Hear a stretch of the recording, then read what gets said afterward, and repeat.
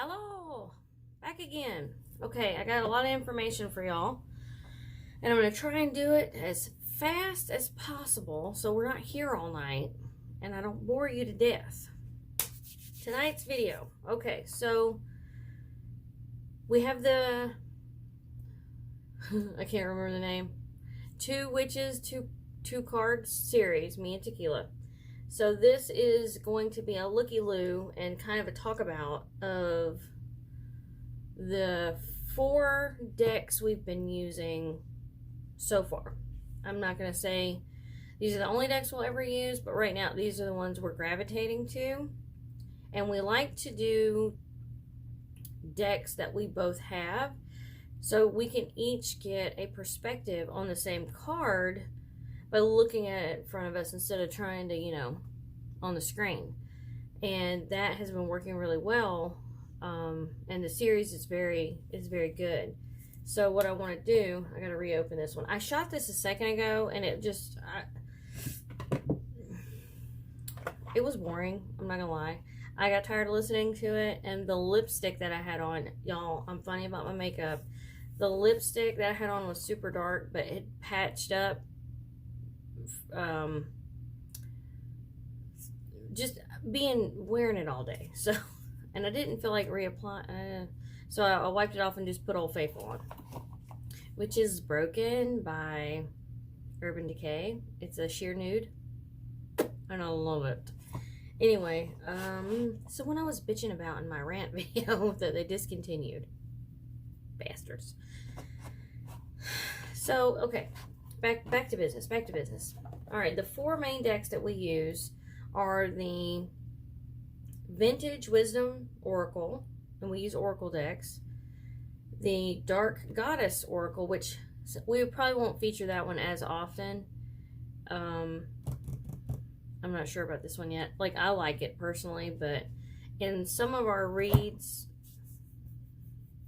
I don't know how we're gonna have to keep playing with it. And then the Dark Mirror Oracle, and then the good old faithful, everybody in the community just about has this deck, the Halloween Tarot. Now there are some other tarot decks Halloween Oracle, not Halloween Tarot. I do have Halloween Tarot, but this is the Oracle.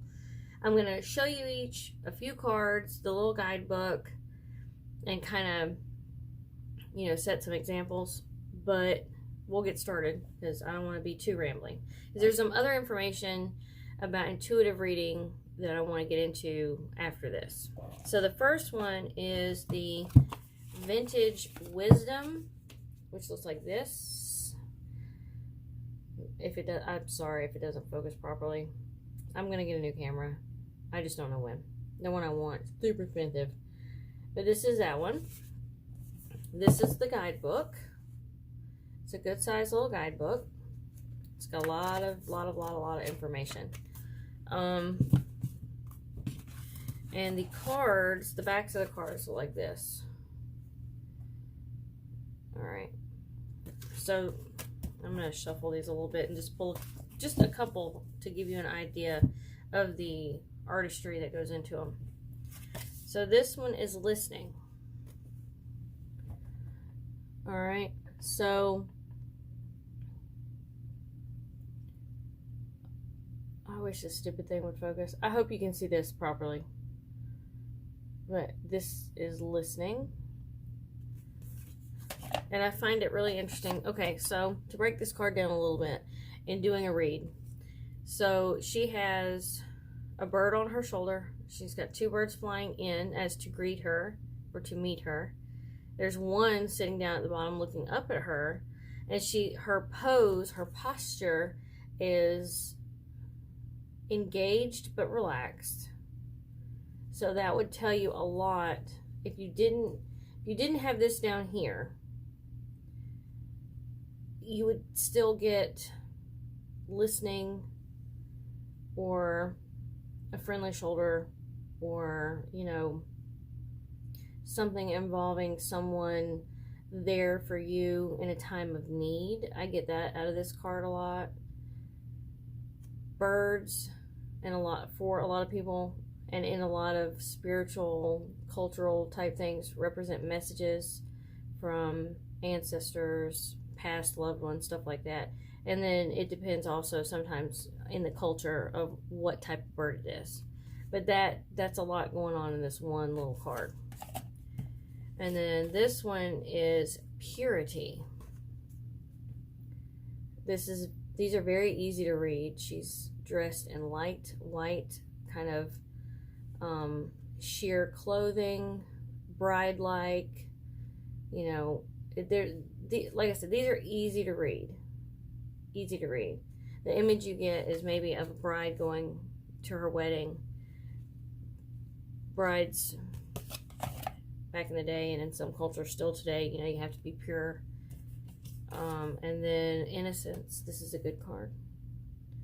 2 children. Again, you have the birds. You know, they're in a garden type setting.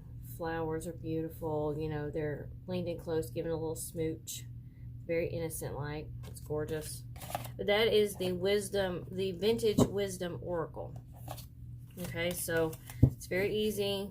The artwork is very readable. The words at the bottom, your little snippets, you know, they really match the cards well. The next one is the Dark Goddess Oracle, and I'll show you the front of the box because sometimes the picture on the book and the picture on the box don't match them, you know. But that is that. And then guidebook, very similar. Lots of information, lots going on in here. This is a learning curve for me with this deck because some of these goddesses I don't know. I'm going to be honest, I don't know them all. The ones, I mean, I know a majority of them, but there are some that I have never heard of. And they pull from different faiths. So I'm going to show you a couple that I know are from different faiths. So this is Pele. Alright, and she is transformation, which is, you know, the volcanoes, fire, destruction, tear down or rebuild. And then, let's see, Pandora. And hers is curiosity. Fitting. The imagery is really good. These have a more glossy texture to them. They're still easy to work with. They're easy to shuffle. Let's see. I'll give you another one. Of course, my fave. Yes. Alright. And then, let's see. Baba Yaga. Loss. Somebody's already shooting firecrackers out there. My goodness. Didi. Revenge. These are really good. And they cover a lot of different spiritual backgrounds. And I also like that they're silver. Can you see that? I like that.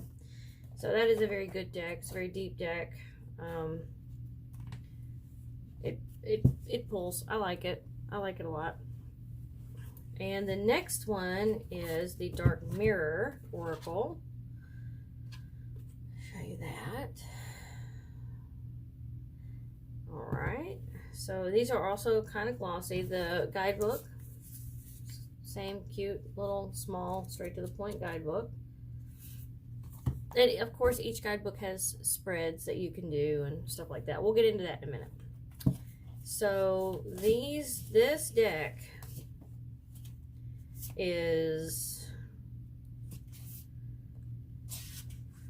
can get angry. It really can. So, okay, for example, envious gluttony. Focus. There we go. Sort of. Alright. Revenge. She's ready to do damage. Okay. Fragmentation. This is an excellent card. So, the symbolism and these are really good. If you look at the wings, which it's not gonna focus in the way I want it to, but the wings are like wings are fragile anyway, but instead of veins in these wings, it's more like fractured glass is what I'm trying to say. Obsession. This one, I would not have read Obsession out of this card. Well, yeah, I can kind of see it. Some of these take me a minute. I'm not gonna lie. Some of these take me a minute. My visual and emotional don't meet up. Sometimes it takes me a minute to like really fill out a card. But the more I look at this card, I do get Obsession. I've never pulled this in a read yet, so it's nice. And then one more. The Child I Was Meant to Be. This is a deep card. Like I said, this deck gets pretty deep quick. And there we go. Oh. There we go. Okay. So that is the Dark Mirror deck. I'm loving it. Now, Old Faithful here. Everybody knows this deck. Well, I say everybody, but I'm sure there's somebody out there that doesn't have it. The Halloween Oracle. Tried and true. One of my favorites. Again, has a good guidebook. Well-loved guidebook by me. This is my first Oracle deck. I read this thing from cover to cover. The artistry, these all have great artistry, but this is one of my favorite. I just like it a lot. So, Plain Jane, Jack-o'-lantern. These are very high gloss. Protection. Great card. Love that. Wise Seeing, Wise Action, the Owl.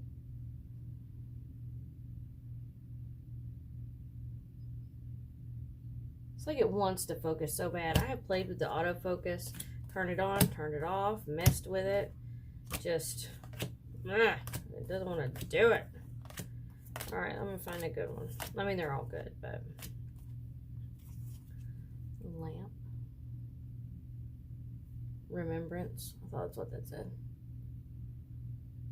This is a very good card. And these can get deep too. Like all Oracle cards. Well, I won't say all because I don't have them all. But like a lot of Oracle decks can get really in depth with what you're asking. It gets crazy. So with any read, be careful what you ask for because the truth will come out. And sometimes it will come out and you don't even expect what you're going to get. And it's just like, bam, in your face, slap you. So, y'all, I forget to breathe when I talk, which is why I take so many, like, I just talk, and then I forget that I have a nose that I could breathe into. It's a little annoying, and I understand that. So, I want to talk to you a little bit about intuitive reading. And, you know, the fact that not everybody can, and that's okay. That doesn't mean you can't read cards. It just means you approach the situation in a different manner, which is why all these books come with different spreads, or you can create your own. So if you look in your guidebooks, some people don't even look at the guidebook, you know, and most of the time that's okay. But if you're someone that struggles with reading based on imagery, or, you know, maybe you're not good with layouts, these come with their own layouts, or, you know, a spread that you can use with them, and it makes it a little bit easier. I will say that intuitive reading is great, but it is okay if you can't. And I know everybody has intuition. Some are more heightened than others. Some people, it doesn't come as naturally as it should. My freaking incense went out out of nowhere. And that's okay. It's okay not to be an intuitive reader. Not everybody is an intuitive reader. It's gone out again. I don't know. Did it get wet? Curious. I'm gonna let it burn for a minute. But, you know, being an intuitive reader is not better than someone that reads by layouts or spreads. So don't let anybody tell you that. You can be less intuitive than someone else and still get the read done. You know, I know people are very apprehensive about that. I'm trying to not sound like a jerk. So, and I'm probably not doing a good job because sometimes I just sound like a jerk because I don't know how to be a nice person. I'm working on that. That's part of my shadow work. All right, Chubby, get these legs in the chair. All right, so intuitive reading is not as easy for some people, but it can be accomplished. You cannot teach intuitive reading. I will say that. You can give people things to look for or suggestions on, how you would go about it, or how they could try to go about it. But you can't really teach it because, say I'm sitting with Sally and Sally's not very intuitive, but she's wanting to learn more about what intuitive reading is or can be. I can tell her what I see, but then, and she'll be like, oh, okay, I could see that. But then to hand, it might not work. I feel like it's like you're suggesting to her what the card should say to her, or to that person, but you've put the idea in their head, so it's not necessarily intuitive at that point because you can't teach intuition, follow your gut. Well, not everybody knows how to follow their gut because their head and their gut and their heart are all jumbled the fuck up and it doesn't work. So I'm very cautious of people that say, oh, I can teach you how to intuitive read. I can give you guidelines, but intuition is very personal and it's different for everybody. So I don't know how you would go about doing that other than guidelines, But on the whole point of this was, you are no less a reader than somebody that reads spreads or layouts. As long as the reading gets done and it's accurate and it helps someone, in my opinion, that's the actual what counts. It doesn't matter how you get there as long as you get there and as long as you help someone. And it's also okay to say, look, I don't understand what your cards are telling me. That is also okay. Sometimes when, especially for an intuitive person, if your information that you're pulling from these cards is, how can I say this again without being a jerk?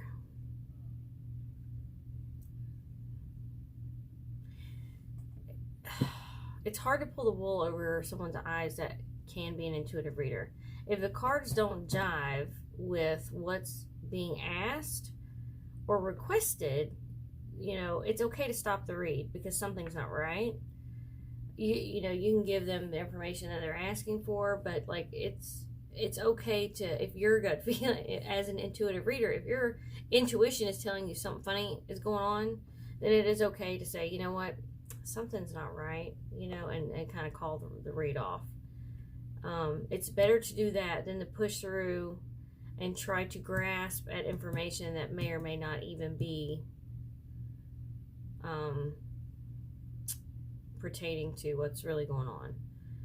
Because sometimes you can, I guess what I'm trying to say is, not every read's going to go as planned. And it's okay to walk away. Let's just leave it there.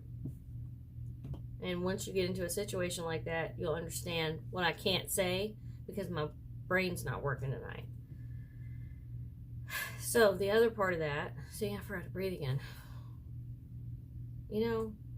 Body functions. The other part I wanted to talk about was, and I lost my train of thought just that fast because I had to breathe. Isn't that dumb? This is dumb. Where I was going with intuition. Everybody has intuition. It's how we interpret it that's different. And you also have to, if y'all can handle my little weird pauses because I lose my separation. Okay, so when you're doing a read for someone and this person, you have to learn to separate, right? So you can't put your bias, your opinions, your feelings, your judgments in on a reading that someone is asking you to do that you know in your personal life, which is and isn't why, could go either way depending on the person.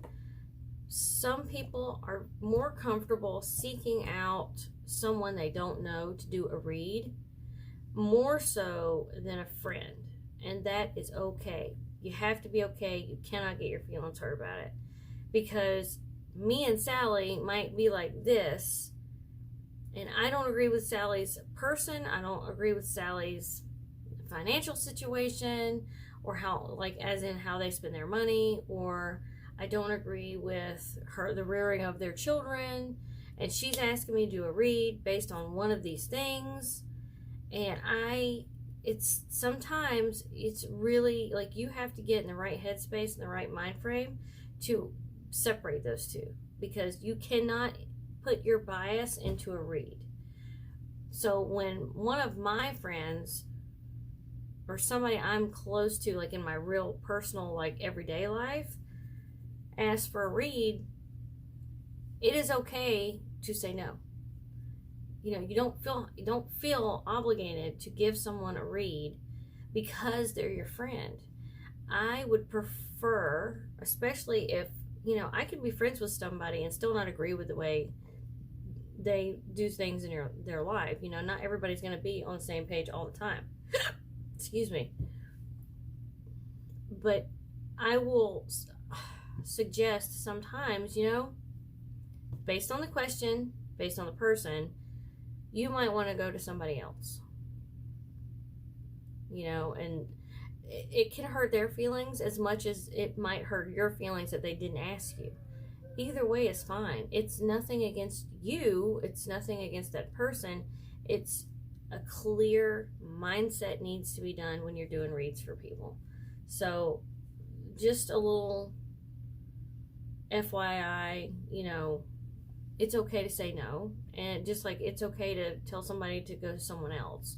I mean, I wouldn't be rude about it, but it's hard to separate. It is very hard to separate for some people, because you do not want to have a misled reading based on personal biases for someone else, or personal bias for someone else. You just can't do that. It's not a good place to go. So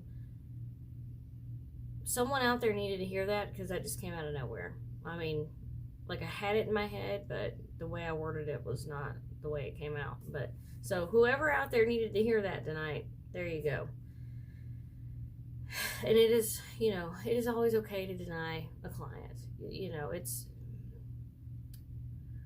You just gotta let people live their own lives and figure their crap out. Sometimes it's just best not to get involved. It's best not to have. It's just, sometimes it's okay to say no. And like I said, I haven't had this experience this evening or in the last weeks. So somebody out there needed that. But if you want more information, I can go in more depth. I got a new Oracle deck that I'd like to show you, but I don't want to edit this video. We'll be here all night. And I'm gonna edit this down a little bit, because that whole brain fart's gotta go. Which, now that I've said, now I gotta take that out. Anyway, y'all have a good evening, and I will see you in the next one. And I will probably see you later this week with another video. I might do that walkthrough. If you want more information about tarot, or, intuitively, the notion or nature of, intuitively reading things, just let me know in the comments. I haven't answered all the comments from the last video, and I apologize.